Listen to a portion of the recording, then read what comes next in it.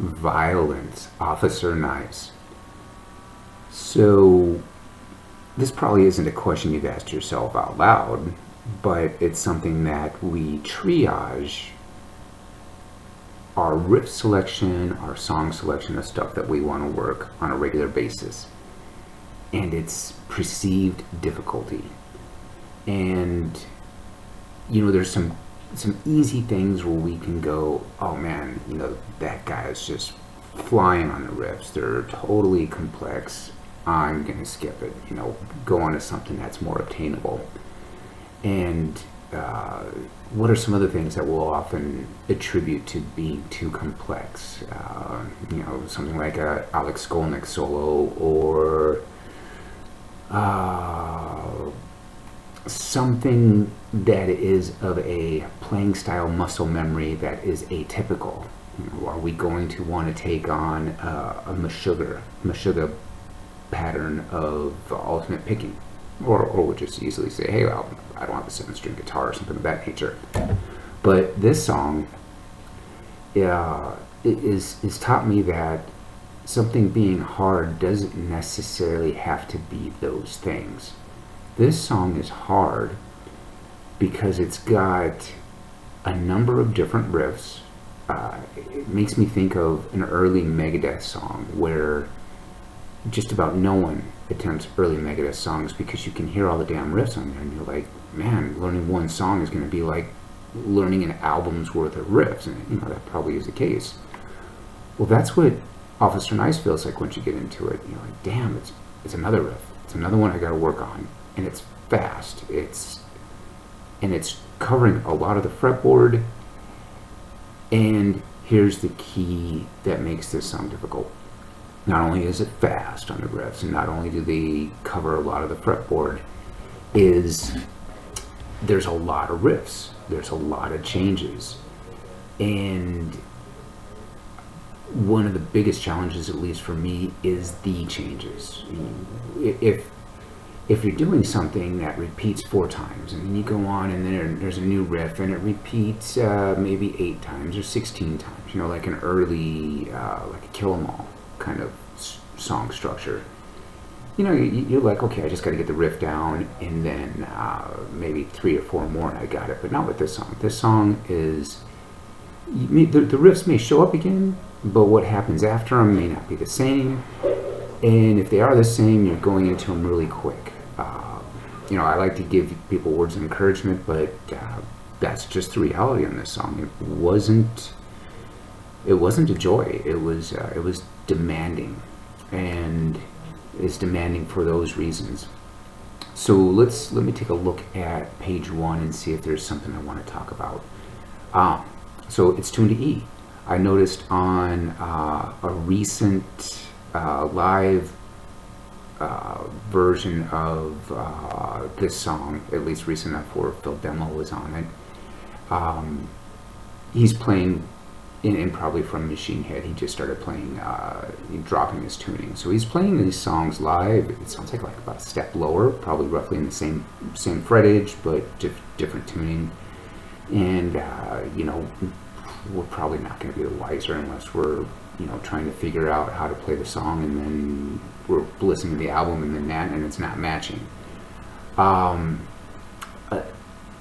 Other challenges with a particular challenge with transcribing this song is the playing style.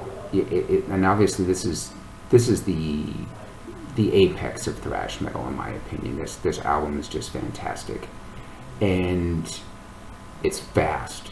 There's a lot of little notes in there, or single notes to be a little more specific, that are covering areas of the fretboard, like you're moving around. You're getting out of particular registers. Let me say that. Those are challenges, but what was one of the most challenging for me on this was 2 aspects, and it was, what's the pitch?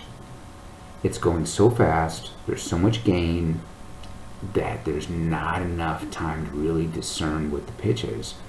So some of these note selections are best guess. Getting them to the exact pitch, it's like, am I there? Am I not? It's just kind of hard to discern that in some areas.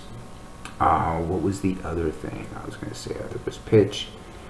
Oh, and this is so far the second song that I've taken on from Vio-Lence, and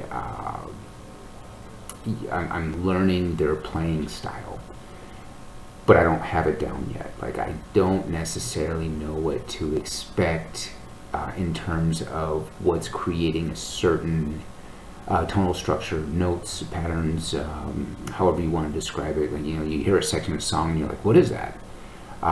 If you've done a lot of songs with a particular artist, you can kind of figure that out kind of quickly. You're like, oh yeah, he tends to do this, and he's got this fluid style, and he tends to maybe slide up and go flat or something like that.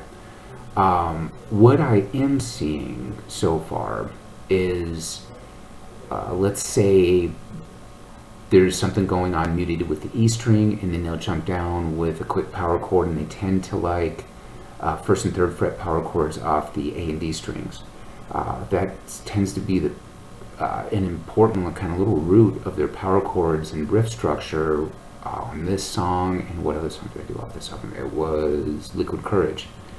But the challenge with that is when you're listening to the album and you've got this fast riff, you've got a lot of gain, it's hard to discern clearly what they're doing. Sometimes it sounds like, is there a slide? Oh no, maybe it's not a slide, maybe it's a pull-off. Maybe it's a hammer-on.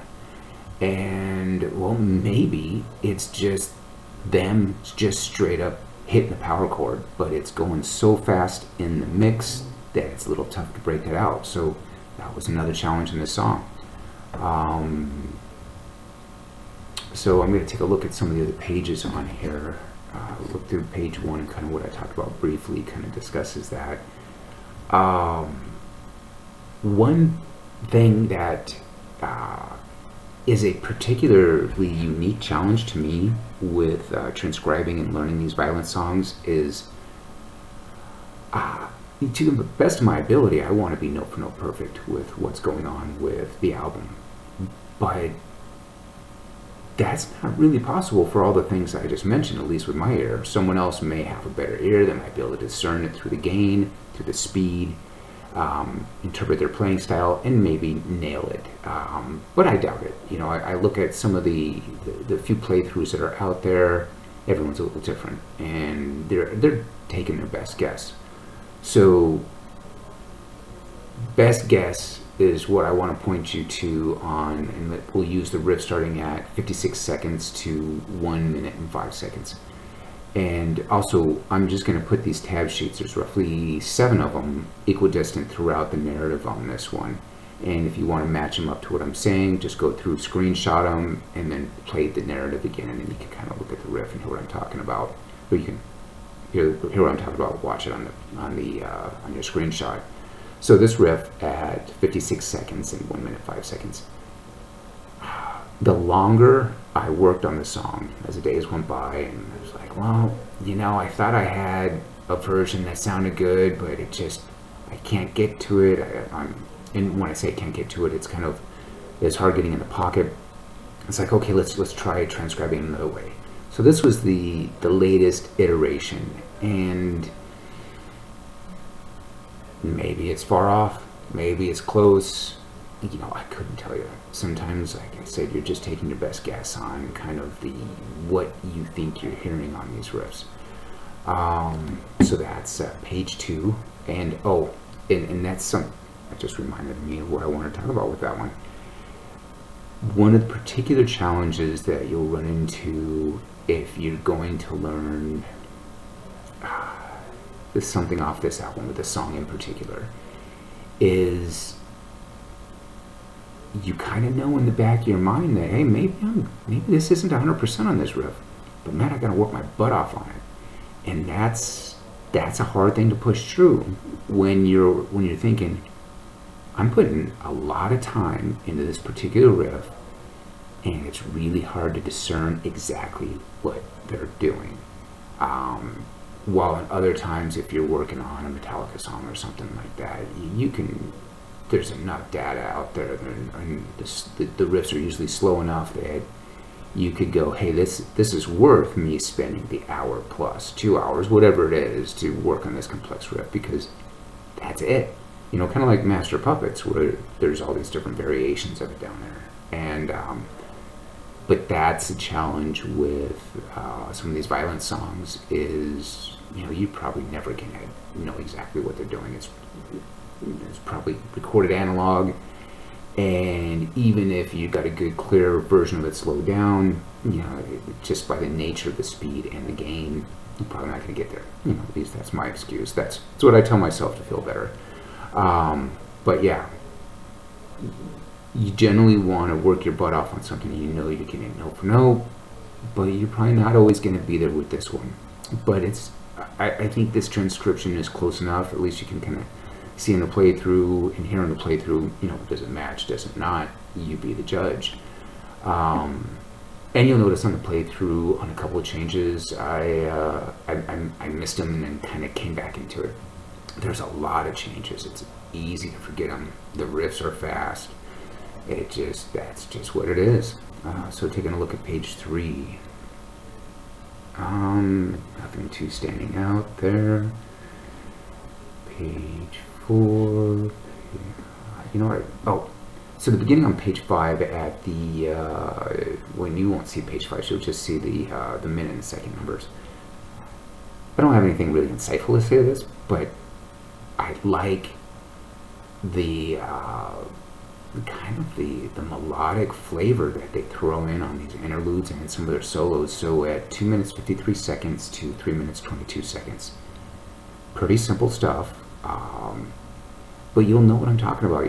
You'll be like, by the time you get here, you'll have worked on all these fast, crunchy riffs and that have moved all different registers of the fretboard, and then you get here and you go, you know, this is kind of simple note selection, but it's warm. It's got feel to it, and it's interesting that it doesn't make the song sound warm and have a whole lot of feel to it. It's just it carries itself for the interlude.